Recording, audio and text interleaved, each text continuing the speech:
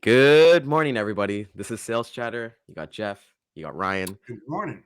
We're going to crush it today. We got a great guest today, so let's get into it. Let's do it. To the HPLS podcast. Live, relevant, and high performance information, conversations, and education weekly.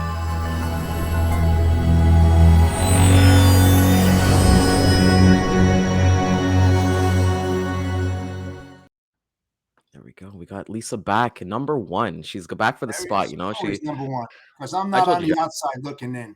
Exactly. I told you, Jeff. She said October, October, new goals, new me. She's like, you know what? I'm going to get the number one spot again. Good morning to my good friend Rob. Happy to see you here this morning. Hey, Rob. Jeff, today is something that I'm really looking forward to. It's Me we've too. been having some amazing talks and everything like that. And what better to kind of get somebody on the side that we're trying to talk to, right, Jeff? Yeah. Like, what do you kind of think? Oh, yeah, absolutely. There's nothing better than hearing it directly from the horse's mouth as to what should be done and what should not be done in order to gain the attention of a prospect, for sure. 100%. So this morning we've got the amazing John Brewer, the director of distribution and logistics at CKE Restaurants. They're basically a private company out of Franklin, Tennessee, and they own, I think it was like over 3,800 different franchise and restaurants across North America itself. And for those like myself in Canada, we wish we had these companies, but they are definitely the owners of Carl's Jr.'s and Hardee's as well. So I want to welcome Jeff. I'm sorry, want to welcome John this morning. This morning on Sales Chatter. Good morning, John. How you doing? Morning, guys. How's it going? Good. How are Going you awesome. doing? I'm hanging in for a Tuesday, man. There you go. That's all you can do, right? That's it. That's awesome. So, I think everybody was kind of get into this, chopping this bit, looking at this episode. John, how's things been going on in your world? You're kind of seeing like, hey, you're gearing up for the rest of the end of the year. I know that you got different things kind of going on, but we always kind of see it's like, what is it? Unorganized chaos, right? So, how's kind Right. of been everything on your side? That's a daily. We're right there with everybody else. I mean, we're not immune to the factors out there. I mean, obviously, inflation, fuel, the crisis over in Europe impacting us, and now we're into the heart of hurricane season. So we were dealing with Hurricane Ian over the weekend. Luckily, very minor damage to our restaurants, as well as nobody got hurt. So that's awesome. That's good. And then as of yesterday, all our restaurants were back online with the exception of one. So we're having to deal with that season. It's something I deal with every year. But yeah, just overall, everybody's just kind of in a holding pattern from what I can see. And there's a lot of things out there that can impact the supply chains, regardless of what you do. But everything's just kind of sitting kind of at a standstill. It's kind of surreal, if you will. How do you plan for disruptions, John? When you have restaurants that are in, pretty much a war zone and they're closing down, they have inventory that gets destroyed, let's just say, water damage, whatever. How do you respond to something like that with all your 38 restaurants out there? I don't know how many you have down in the Florida area, but I'm just curious. We have a few things. Number one, we have a great distribution partner. They've been working with us on the Hardy side for over 35 years. This is not their first rodeo when it comes to hurricanes. They have a pretty good process. We also have a weather alert type software package called Early Alert.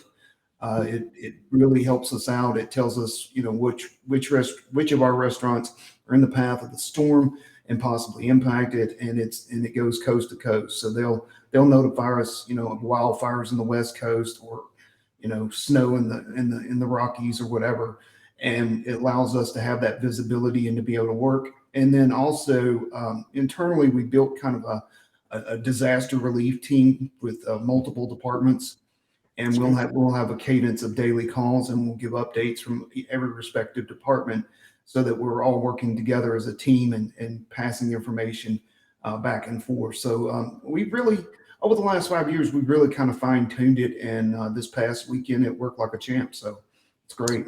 So what do you do like when you have an impending storm that's going to hit your area where your restaurant is? Do you pull inventory out of there to try to save it? What's the process on something like that? It really depends. Sometimes restaurants will take food to other restaurants, to keep it in the coolers and the freezers. We try to, obviously, if the power goes out for an extended period of time, we have to discard all that food, and then Sure. we have to resupply very quickly, so that we're able to serve our customers as soon as that store comes back online. So it's if it's just one day or so, we keep the coolers shut and the food is okay. But we also we're very cognizant of food safety and security. That is one of our mantras, and we will discard the food if it's unsafe. We will not feed it to our customers. So you're pretty much on JIT when those things happen, right? Absolutely, 100%. Yeah.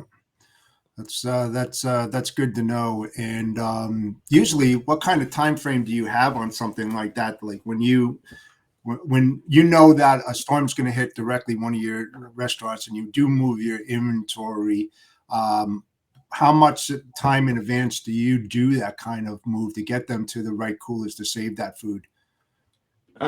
It really depends. The biggest challenge we have is waiting for that storm to hit landfall, because you don't know where it's going to go.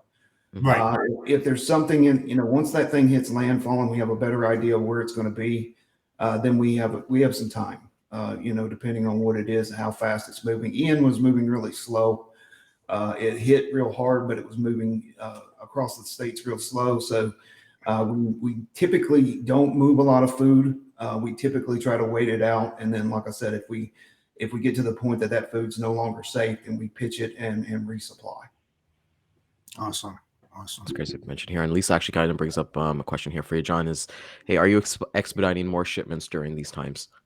So I would say maybe like even like prior to Ian or anything like that, like maybe like during for the rest of the quarter, I assume. We expedite in these storm type situations, these natural disasters when necessary. Right around the beginning of COVID, when they really disrupted the supply chain, and a lot of manufacturers were having trouble not only getting staff to produce products, but also getting trucks to move them to our distribution centers. We would have to expedite a lot of product, because basically the route trucks would leave and they had to leave on time.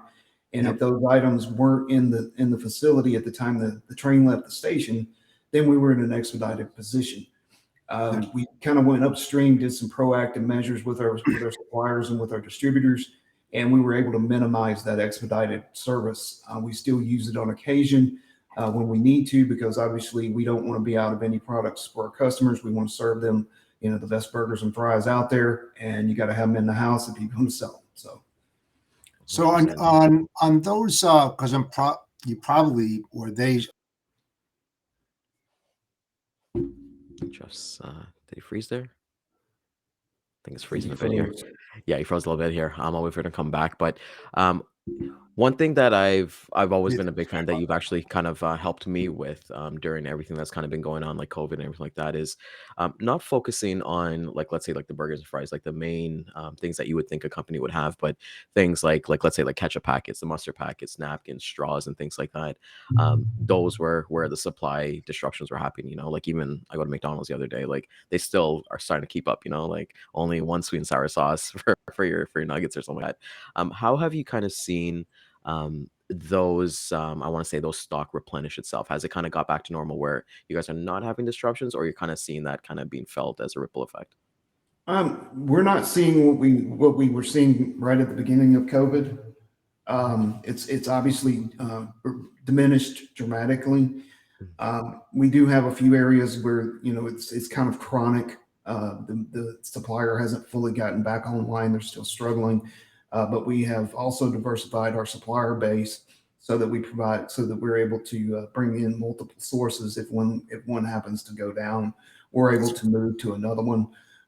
We also work with our distributors, and if they have like a stock item that's non-proprietary, then because they're doing both broadline business and systems business, we'll look at their stock items, and if it meets our stringent specifications, then we'll just sub that in as well. So again, just trying to think outside that box and use all the resources you have at your fingertips to minimize those situations like ketchup packets and straws and so on.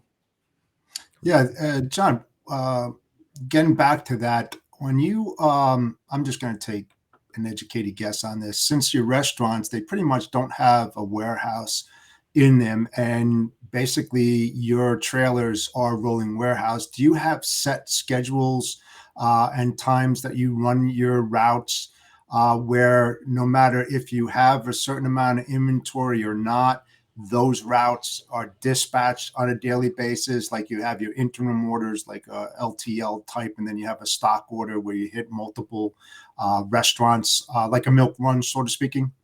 Yes, all of our runs are milk runs, and they run on a set schedule.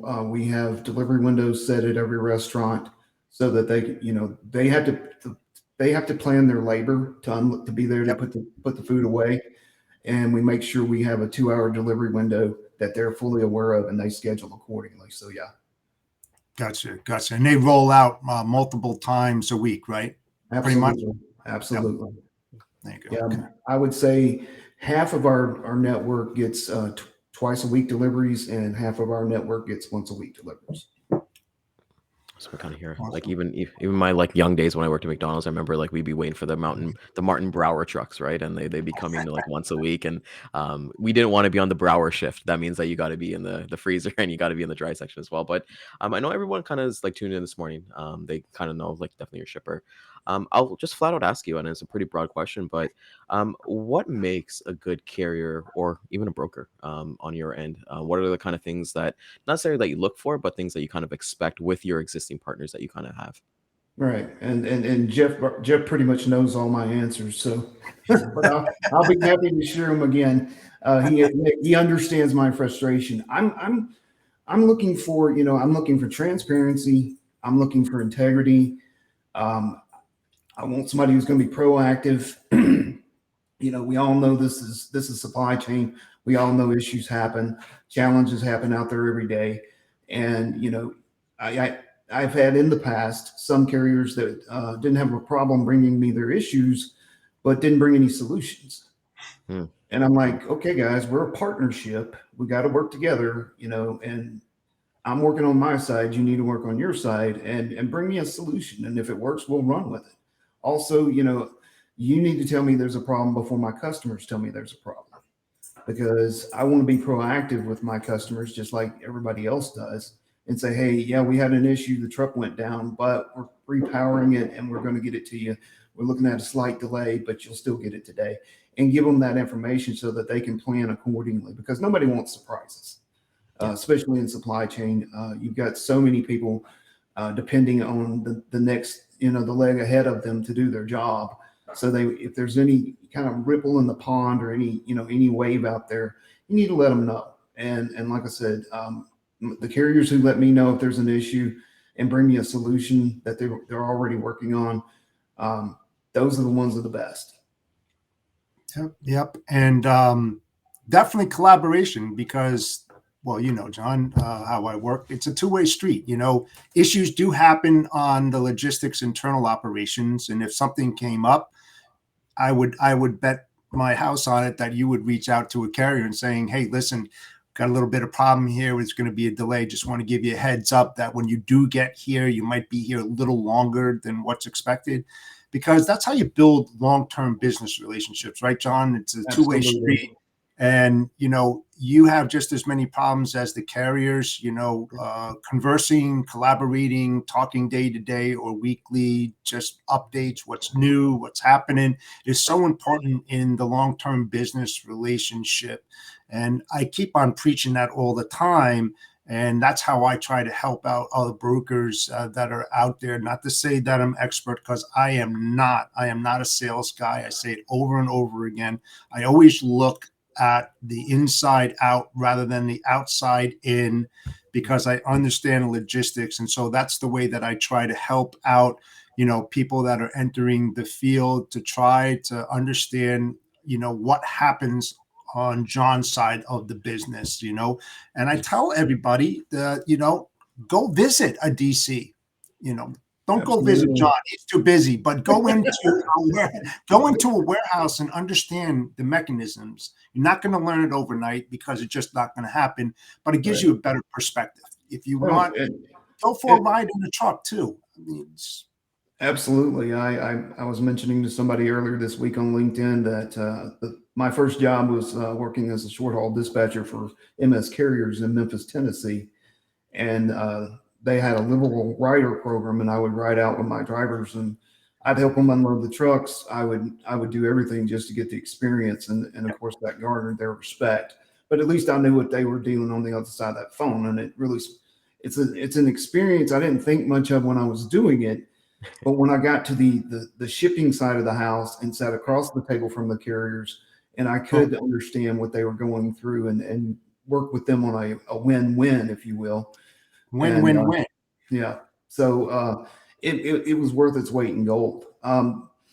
What I've seen, and this is just, I don't do my business this way, Jeff, and you know that, but I see a lot of shippers out there who are obviously inefficient as well and Mhm. have their own challenges, and they're not really willing to do anything about it.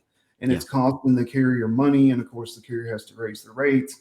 And I'm like, as a shipper, I've got levers and buttons behind the walls that I can fix and get it right and reduce your cost. And of course that helps my bottom line, it helps your bottom line. And again, to Jeff's point, win-win-win. And it is a partnership. And the carriers, I expect them to meet me halfway, but I expect from myself to meet them halfway. And if there's things within my at my facilities that are not operating the way they should, then I need to try to improve those for that carrier as well, because it is a partnership and you both have to work on it. It's hard. It is, and that's what's crucial about having carrier roundtables with your service provider, where everybody basically sits down and you talk about the operations. It's not meant to talk about accessorial charges and the No. rates and everything, but it's trying to get everybody on the same page, especially if you have a huge operation. It's very beneficial because you're sitting down and carriers are talking about their issues, and one learns from the other. Then they learn more about the shipper and the problems that they're having. And then the end result is that you're going to decrease your cost just from a conversation. Even if it's like a WebEx, or you're able to go and see, as an example, John. Don't bother him though; he's too busy. To get things done.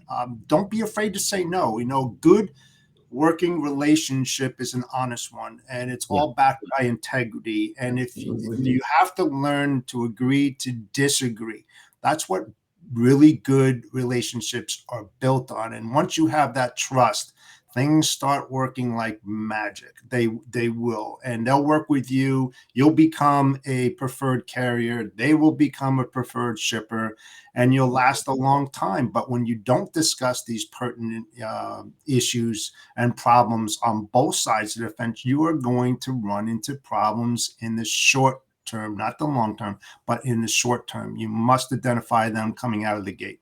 Absolutely. Absolutely. And in my case, a lot of times they're always bigger shippers out there, right? Yeah. And typically the 800-pound gorilla is the one who gets the capacity. But to your point, if you have these relationships and if you treat it just like we've been discussing, you will find that carriers will come and work for you just because you're easier to deal with than the 800-pound gorilla. So you can secure capacity too. Mhm. And then also, this is a pay it forward business in so many respects. I've had Yes. carriers come to me and say, "Hey, I'm trying to get a driver home. He lives here. Do you have a load?" And I'll give him the load. And Yeah. vice versa. My ox is in the ditch. I call them up and say, "Hey, man, Right. anything you can do for me, I'd deeply appreciate it." So it's give and take, but you need to pay it forward. You need to have those markers kind of put out there so that Yes. because your ox is going to get in the ditch from time to time, it's inevitable. The odds are against you. Yep. So you need to help your partners out so that when the time comes, they come help you out. Yeah, it's a give and take kind of thing, and at least that kind of brings up a question here that I would imagine that you have very long-term relationships with your transport providers. So when you're approached by new people, do you give them opportunity? I know we're talking a little bit offline about this, about being pitch slapped, but um, in terms of It's things like that. But what are your kind of thoughts on that, John? In terms of, hey, new it's people. it's Great just like question. it's just like Jeff said. This is a relational business. I will go to my grave saying this is a relational business. And it's how you approach people. I do give carriers opportunities. I give new carriers opportunities, but I want to establish the relationship with them first Yeah. and understand what type of individual they are, because I want to know what their character is. Because if their character is good, if they're doing what they're supposed to be doing, if they're honest, if they're open, if they're transparent, then yeah, it's worth a shot. Because at the end of the day, my reputation is on the line. Yes. My company, regardless of who I work for, my company has hired me to do a job, and that job is to service our end customers. And if I pick up a fly by night carrier, or I pick up a carrier who just pitch slaps people and they drop the ball, that's a reflection on me. And the last thing in the world I want is my leadership doubting my ability to take care of our customers. Yeah. So I built Yeah. this relationship over a lot of years, and I didn't do it just picking the fly by night guy or the cheapest guy for that matter. Right. So, Right. so just so people are not watching, I'm sorry, people are watching right now and they don't understand what a pitch slap is. Can you just kind of go into what exactly a pitch slap is? 'Cause I know it. I'm not gonna I'm going to lie. enjoy this I've one. been I've been guilty of doing it early in my career. So let's just hear it from hear from you, John. What is a Hear pitch from the slap? horse's mouth. Yeah. It's a slang term that's evolved. I didn't create it, but I like it. Basically, you ask for business before you ever get to know the person, and it can be on any medium. One of my all-time favorites is when they send you a LinkedIn invite and the pitch is right there in the invite. They don't know you, they don't know anything about your business. They probably haven't done a lot of homework. To Jeff's point, me and him are big homework guys because it was drilled into us as in our elementary and high school days and college days. It's really lazy, to be honest with you. It's just I'm just doing this to check a box, Yeah. and hoping. We also say spray and pray, where they'll throw out a lot of emails and hope that somebody asked them for a load. So it's you got to do your homework. To Jeff's point, I'm 100% believing in that. With all the social media out there, it isn't hard to figure out what somebody does for a living or what their company does, or you can even determine a little bit about their personality just by what they're posting out on social media. You'll probably notice from me that I don't take myself very seriously on social media. So No. You don't? Wait, what? No. Seriously? Find you a little Come on. uptight there. Yeah. so there's little things, and it's I tell people, because I have younger kids. I call them kids again. That's what happens when you get old. You call everybody kids. They'll reach out to me, and it's how you approach me. Have some humility, have some respect. I mean, my time is valuable. Everybody's time is valuable, and if you're trying to learn the business, send me a DM saying, "Hey, look, man, I'm brand new. I've been in this industry 1 or 2 years. I really just want to get good at what I'm doing. Would you have a few minutes to talk to me and kind of give me your perspective?" Something like that. I mean, I'm wide open to education. I'm 100%. I'm willing to give back. I was lucky enough in my career to have 2 mentors. I'm mentor to a few people out here. I enjoy it. It's part of my, on the back half of my career, it's something that I do. And as we mentioned before the show, if I can help somebody with their cold calls to make a better cold call, then I've done what I'm supposed to do. Yep. Yeah. And you definitely have John, noticed get back to, you're talking about not just the respect, but how you come across to others, your bosses. Are you capable, or are you experienced? It goes both ways. Not just your reputation yourself is on the line, but how about the reputation of the individual that's reaching out to you, right?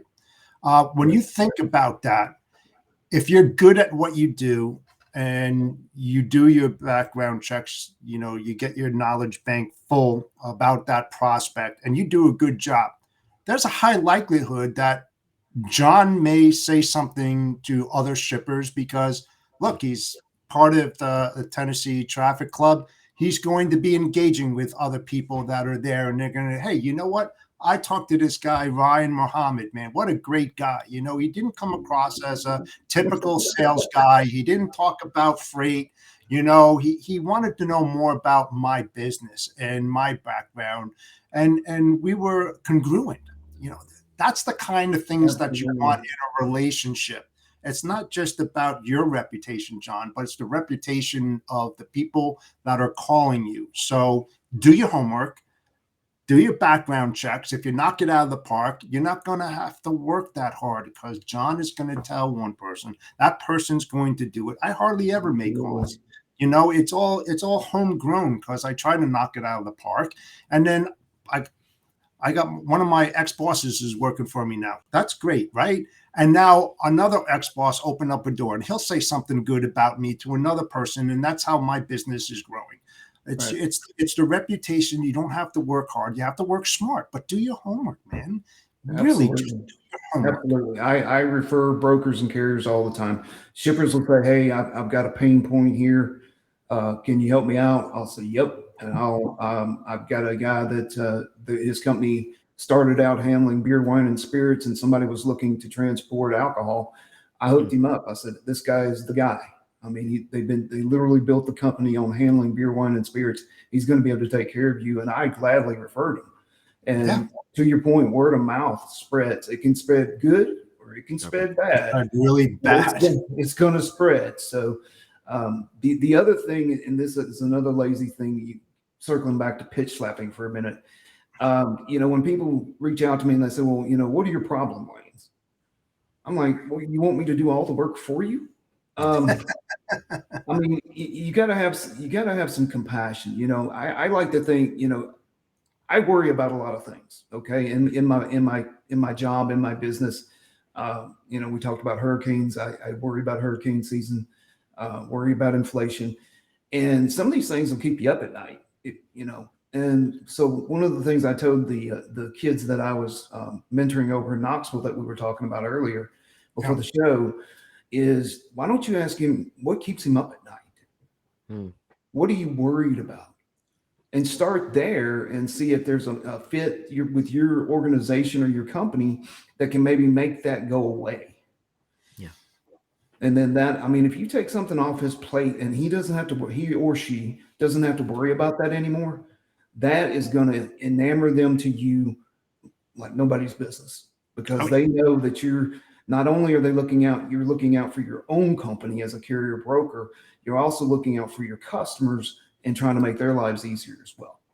100%. And then I'm a big believer in what kind of helped me is that you kind of find out what the experience, like I believe that I don't like move freight, I don't ship freight, I sell experiences, right? Like, so for at CKE, the experience, if I was like gonna approach you, is like the experience that I want to give is like somebody coming into your store for the first time and having the best burger and the best fries and having the best experience of that. It's not about the shipping, it's not about anything else. But even when you do look at different industries, and you mentioned the carrier about the alcohol, that's where Jeff and I kind of like always talk about, find your niche, find something that you That's could be it. really good Absolutely. in and just maximize it. Like our industry, I say this all the time, our industry is a $800 billion industry.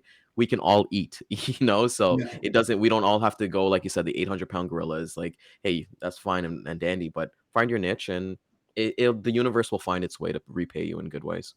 Well, and touching on something Jeff mentioned earlier, my carrier partners, my broker partners, if there's a lane that I have that there is not their niche, they can tell me no, and I tell them flat out. I said, I would rather you tell me no than take it and screw it up, and that doesn't impact their level of business with me as we move down the road. I mean, I may be at a different company and it's a better fit. I may, I've got like my supply chain right now. Just because you don't want to go to Dallas doesn't mean you don't want to go to Florida, Right. and that'll come up as well. So, and I tell them, I said, if you turn me down, that's not going to impact me offering you another opportunity.